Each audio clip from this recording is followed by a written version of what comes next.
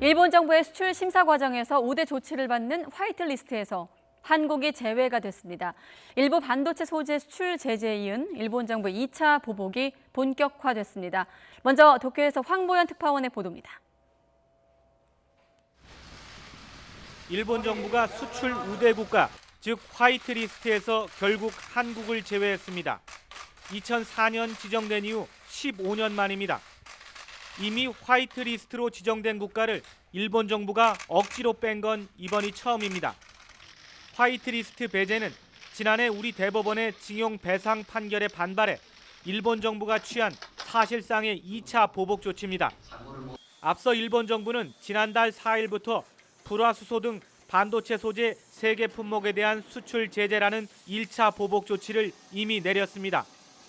하지만 일본 정부는 징용 문제 때문에 취한 보복 조치는 아니라고 또 강변했습니다.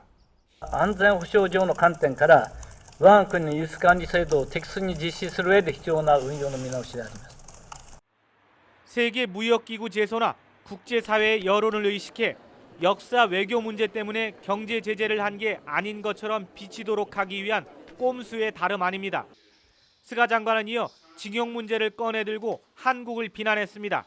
日韓関係は現在最大の問題である旧朝鮮半島出身労働者問題を含め韓国側からの否定的で非合理的な動きが相次ぎ 징용 문제에 대한 보복이 아니라더니 곧바로 징용 문제는 한국이 해결하라며 속보이는 주장을 펼친 겁니다.